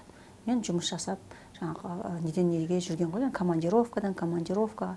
Енді қазір дейді, бір өзі тұрады, қыздары бәрінде претензия бар да, анасына деген претензия бар. Сол кезде бізге бәрібір жылулық бір нәрсе жетпейді. Сонда біздің балаға қымбат ойыншық әкеп бергеніңіз, білмеймін, бір қымбат бір нәрселер жасағаныңыз, ол маңызды емес. Балаңызға ең кішкене бір 10 минут болса да, 15 минут болса да, соны құшақтап, соның көзіне қарап, ол үшін қазір не қандай мәселе оны ойландырып тұр, ол үшін қазір не қымбат болып тұр, соны білудің өзі қаншама сағаттық тәрбиеге алып келеді ол нәрсе. Сондықтан да баламен, айтқанда, контакт қой. Өзіңізбен контакт жасаңыз, балаңызбен контакт жасаңыз, содан кейін күйеуіңізбен де контакт болады деп ойлаймын иншалла. Мен осында келе жатып Әлия ханымның бір қызбен, келіншекпен сұхбатын көріп қалдым да, ютубта ғой деймін. Сол кезде бір өте нәзік, қылықты келіншек екен, атын ұмытып тұрмын. Сол айтады да, әйелдің әкенің емес, анасының состояниясы, жаңағы ішкі халі тікелей балаға әсер етеді дейді. деп айтқан маған кәдімгідей жағып қалды да. Шынымен де әкесі қандай болса да енді міндетті түрде ол да көңіл білдірмейді аналар көбінесе. бөлу керек қой енді, бірақ ең бастысы жаңа ананың состояниесі. Ананың халі қандай болса, баланың жағдайы сондай болады екен. Ол кәдімгі дәлелденген деген сияқты. Сондықтан енді көп ретте енді аналар жауапты деп жатамыз, бірақ әкелер де көңіл бөлсе дейміз. Өйткені пайғамбарымыз Мұхаммад саллаллаху алейхи вассалам өзі мысалы немерелерін мойнынан арқасынан түсірмей ойнатқан деген жаңағы осының бәрін әңгіменің бәрін былай орайын осы жерге келтіргім келіп тұр. Жаңа сіздің айтып жатқаныңызды бәрін қорыта келе біз жаңағы әйелдік халді қалай аламыз, ол үшін не істеу керек деген нәрсеге бас қатыратын болсақ, бірінші кезекте жаңа пайғамбарларымыздың өмірінен алуымыз керек, не? Өйткені барлығы соларда айтылған, және осы ер мен әйелдің қатынасына байланысты мынандай нәрсе оқып қалдым интернеттен. Али, Алла оған разы болсын, пайғамбарымыз саллаллаху алейхи вассалам күйеу баласы Фатима анамызға кезінде өлең шығарады екен. Ол кісілердің енді атқарып жатқан жұмысы деген қыруар ғой. Үмбет үшін қаншама нетті. Алидің өзі, Аллаға разы болсын, ғылымға бет бұрған адам, мысалы көп тірліктер жасап жүріп, соның арасында әйеліне бір-екі шумақ өлең шығаруға уақыт тапқан, көңіл бөлген. И Фатима анамыздың да өмірін қарасаң бір күшті шекесі жаңағы шылқығаннан болған жоқ қой. Мысалы пайғамбарымызға келіп жаңа шағым айтқан кезде де сен осындай сүрелерді оқы, саған жеңілдік болады деп Ықылас, Фатиха соларды айтты. Соған қарап тұрғанда, мысалы үшін біздің алдымыздағы буында аға буын Мұқағали, Төлеген Айбергеновтер мысалы үшін романтик болды, өлең шығарды, қанша жұмысы болса да, жарайды ол ақын болсын, немесе соның өлеңін жаттап айтты. Неге бізде қазір сондай ер адамдарда кішкене романтизм жетіспейді, өйткені әйелдер бәрі де құлақпен жақсы көреміз ғой. Романтика негізі ер адамдарға мүлде жат нәрсе. Мүлде жат нәрсе. Біз ол әйел адамдар андай бүйтіп андай красненький, зелененький деген сияқты бізде да ол халіміз сондай. Біз енді әдеміленуге ол да біздің Аллах Тағаладан беріп қойған фитрымызда бар нәрсе. Ер адамдар ол жауынгер, ол лидер, ол добытчик. Добытчик не ол? Ақша табатын адам. То есть оның функционал мүлдем бөлек та. Мүлдем бөлек. Бірақ енді совсем енді үміттерімізді үзбей қойын деп. Жоқ, ол жерде енді қараңыз. Бұл жерде бағана сіз айтып отырсыз ғой да, дұрыс өте. Әйелдің эмоциональный состояниесі ол балаға қатты әсер етеді, бірақ әйелдің эмоциональный состояниесі еркекке, то есть еркек жасайды да ол состояние. То есть ол оны қорғаштап жатса, тауып жатса, жаңағыдай действительно жақсы көремін деп романтизм болса. Но бұл жерде біздің қазір сұрақтың өзінде мынандай тұр да, неге олар ондай емес деген да. Ол ондай сұрақпен біз вообще басымызға батырмауымыз керек та. Мен қандаймын деген сұрақ болу керек та. Жоқ, міндетті түрде мотивация беру керек қой әйел деген ер адамға. Жансу, бермейді әйел мотивация. Вообще ешқашан, ұмытайықшы сол сөзді. Мен қазір замотивирую мужа на миллионы деп қояқшы сосын. Ешкім мотивация бермейді. Ол деген мотивация беру ол жерде миллион табу үшін емес, мысалы жағдайын жасау. Біз оны мотивация үшін істемеуіміз керек. Вот в чем проблема. Опять цель дұрыс емес та, мақсатымыз дұрыс емес. Мен қазір мотивация берем, сосын мен гүл аламын. Жоқ, ол дұрыс емес ол. Ол базар. Мен саған бір нәрсе жудым, сен маған давай не бересің. Мен саған бір бала тудым, мен маған не бересің. Ол базар. Кәдімгі базарские отношения. Мен сенен там 3 теңге бердім, енді 1 килограмм біріне бердім деген сияқты нәрсе. Жоқ, ондай емес. Отношения мүлдем олай соғылмайды. Біз неге менің күйеуім мынандай емес, өзіміз қандаймыз, ол бір ма? Екінші, сіз бағана тағы айттым ғой, айту тәсілі. Үйреніңіз. Үйретіңіз на топ ашылу. Күйеуді. Мен мынандай жақсы көремін. Мен мысалы үшін тәтті тортик емес, мен мысалы үшін мүмкін там копченый нәрсе жақсы көремін. Соны айта білу керек та. Бірақ оны айту үшін де ішкі состояние дұрыс болу керек та. Сен өмір әкелмейсің десең, тіпті қазір мысалы үшін не қалайтынын білмейтіндер көп қой. Вот, мәселе сода. Ол сен қалайтыныңды айта алу үшін, сен күйеуің шынымен саған жаңағыдай сен қалайтындай гүл, сен қалайтындай нәрсе беру үшін бірінші өзімізбен танысып алайықшы. Біз біреумен әлекпіз ғой, ананы қазір замотивируем, ана бір бүйтіп жүрем. Үйтпей қойықшы, бәрін өзімізге қарап, өзімізбен танысайықшы. Өзімізбен таныс болғанда біз спокойно айта аламыз. Мысалы үшін сіз менен келіп, Алия су ішесіз ба, шай ішесіз ба, кофе ішесіз ба десем, мүмкін мен кофе ішпейтін шығармын. Мен соны спокойно айтамын да. Ну-ка, пожалуйста, мен кофе ішпейтін едім, шай болады ма деген сияқты проблема жоқ. Бірақ ана байғұс не ішем, кофе ішсем ана не ойлап қалады, шай ішсем бүйтіп қалады ма, су ішсем біртүрлі болып қалады ма деген сияқты біреумен әлекпіз да. біреу ойлап қалады деген. Ол жағымпаздану. Біздің қазақ қоғамындағы ең бір үлкен дерттердің бірі осы жағымпаздану. Жағымпаздану деген не? Жағымпаздану деген өзің қаламай іштен жек көріп, бірақ сыртында өтірден бірінке істеу. Сосын оның пиғылы нашар. Ол адамның түбі пиғылы нашар. Неге? Ол бүйтіп тұр. Қазір мен Айнұркаға су берем да, бірақ сосын Айнұркадан бір бәле сұрап аламын. Жағымпазданмын ғой. Осы арқылы бір өзім дегенме жетем. Пиғыл нашар. Түсінтірсе, пиғыл вообще дұрыс емес. То есть түпкі ниеті бірдеңе алып алу, бірақ жағымпаздану арқылы. Біз именно соны қалаймыз күйеуімізден. Пайдаланып кету. Иә, мен қазір күйеуіме күшті тамақ пісіремін да, сосын бүйтіп аламын оны. Сосын тағы бір үлкен проблема. Ол, кстати, енелермен осы жағымпаздану. Ата-анамен де жағымпаздану осылай кетеді. Біз жағымпаздану деген мүлдем дұрыс емес. Пиғылы нашар ол кім? Кімнің пиғылы нашар? Аузубилляхтың ғой, негізінде түбі. Ол ғой, саған бір білен көрсетіп көрсетіп. Ол жағы бар ғой, әлі жағымпазданбай, мен қалай бар солай айтамын деп, бетің бар, жүзің бар деп, салып қалатындар да бар ғой. Көкбет болу, бетпақтықпен, я просто такая прямая деп біз өзіміз ақтап аламыз да. Қумаш, только те прямой емессің, сен просто бетпақсың, көкбетсің, болды. Соны мойындау керек та. Ол да адам өзімен таныс болмаған. Пайғамбарымыз ешқашан мен правмын, менікі дұрыс, мен біліп тұрмын деп ешқашан көкбеттен бермеді. Ол ешқандай ол сүннетте жоқ нәрсе. Біз сол сүннеттен өзіміз дұрыс айтып отырмыз. Сүннеттен алыс кетпеуіміз керек та. Сосын любой нәрседе хадис бар екен ғой, ұстазымыз қазір айтты, мен образный бір общий смысл берейін, не нәрсеге сен махаббатпен жұмсақтық қоссаң, ол нәрсе сіңеді дейді да. То есть сен бір нәрсе жеткізгің келеді ме, соған махаббатты қос, жұмсақтықты қос, сабырды қос, и ана уже өтеді да, былайша айтқанда сіңеді. Вот, жоқ, еще да хадисте бар, соны келтіреді. Бала тәрбиесіне де не нәрсеге сен қаталдық танытсаң, не нәрсеге сен жаңағыдай дөрекілік көрсетсең, ол қатаяды дейді да, ол сіңбейді. То есть біздің дінімізде де өте дұрыс айтып отыр, сол біздің пайғамбарымыздың барлық оны ұрып жатса да, оны прям басына былайша нәріс тұрып кетіп жатса да, боқтап балағаттап жатса да, қашан біргеле деген жоқ. Шынымен біреумен арпалысып, хотя пайғамбарымыздың машаллах ішінде қанша солай қанша еркектің күші де болғанда, он был действительно сильный. То есть білекті кісі де болады, но он же не пользовался этим. Он пользовался, то есть жұмсақтықпен жеткізетін да. То есть бізде жаңағы гүлді де бере деп алғымыз келіп алады да. Табай ақша, мен қазір замотивирую деп. Опять сол дөрекілік, опять сол түбі келіп сол женственностьқа келеді. Жұмсақ бол. Бірақ оны тағы айтам, бірдеңке алып алу үшін емес. Сосын тағы бір үлкен мәселе, осы жерге қыздарға да лайфхак болсын тыңдап жатқан бізді. Біз не нәрсе, кімнен нені сұрамасақ та, ол ата-анамыз болсын, ол күйеуіміз болсын, ол басқа бір адам болсын, бірдеңке сұрасақ, екі жауапқа сразу дайын болайықшы. Я және жоқ деген да. Біз не істейміз?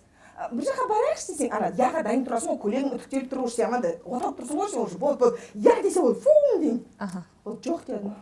Сұмырай, өмір осындай, осы мен бір айтқан, осы емес па бізде? Иә. Менікін істемей қойды деген. Біз негізі любой адамнан не сұрамасақ та, оған бостандық беруіміз керек. Бостандық выборе, я деп жауап беретін жоқ. Потому что біз оның ішіне кіріп шыққан жоқпыз, оның халі қандай, шынымен біз сұрап жатқан нәрсе оған жеңіл ма, или мы же не знаем. Мысалы, шындай айтайыншы, біреу мен келіп біреуін 100 000 теңге сұрап, мысалы, ұстаздан. Мен бірақ ол кошелегінде 100 000 бар ма? Ол 100 000 теңге бар болса да ол ұстазға керек шығар бүгін шарасы бар шығар. Білмеймін, ол бала тамағы шығар. Мен қайдан білеймін? Бірақ мен ана 100 000 теңге алғым келіп өліп бара жатырмын ғой, түсініп тұрсыз ба? И ұстаз маған не ғой, Әлия, я не могу десе, бол враг. Маған жоқ, как она посмела мне сказать нет деп біз көзіміз едірейіп, ішімізде ашуымыз бәрі тас сөйтеміз да. Қош бір сұрағанда бермейді деп ше. На самом деле ұстаздың өзінің өмірі бар. Ол өзінің бір, енді біз жерде ұстаз болып қалды ғой, на самом деле жоқ, ұстаз өте добрый, өзі қатты жақсы көретін ұстазым ғой, бірақ жалпы түсіндіріп жатқан ғой, мысал ретінде. Просто біз ешқашан басқаға мұрша бермегендіктен, только өзімізге ыңғайлы жауапқа дайын болғаннан көп проблемалар туындайды. Осы жерде не есіме түсіп кетті ғой. Бұл жерде қайтадан жаңағы шүкіршілік етуге келеді ғой сол техникаға, иә.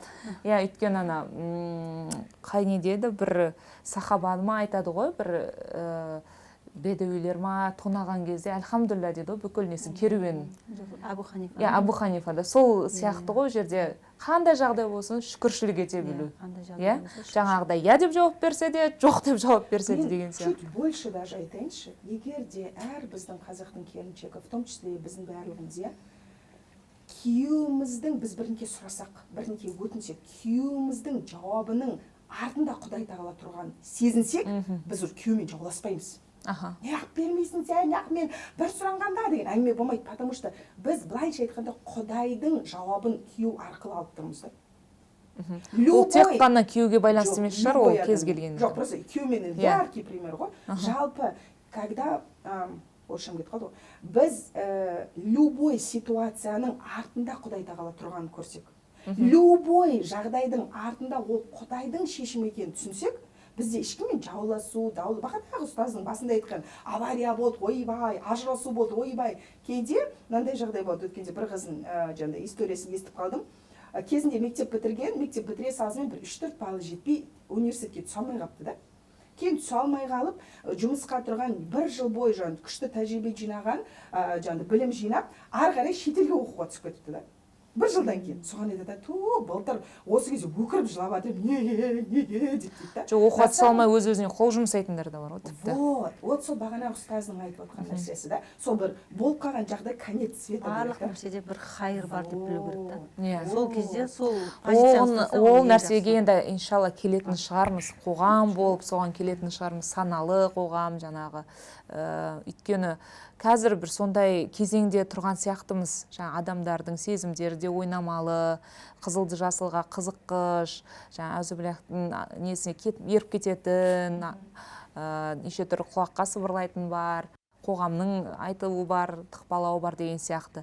Бірақ иншалла сондай ізгі қоғамға келетін сияқтымыз бұйырса, осы сол нәрседен өтуіміз керек. Ол үшін жаңағыдай пайғамбарымыздың саллаллаху алейхи вассалам өмірінен, жаңа сирадан хабарымыз болса, сахабалардың өмірінен, жүріп өткен жолынан барлығынан хабарымыз болып, білімімізді сол жағынан арттырсақ, иншалла соған жетеміз деп ойлаймын. Гүлмира ұстаз, Алия ханым, сіздерге көптен көп рахмет. Біздің каналға жазылып, Ля Газета подкастын көріңіздер, лайк басып, комментарий жазыңыздар. Келесі түсірілімде кездескенше сау болыңыздар.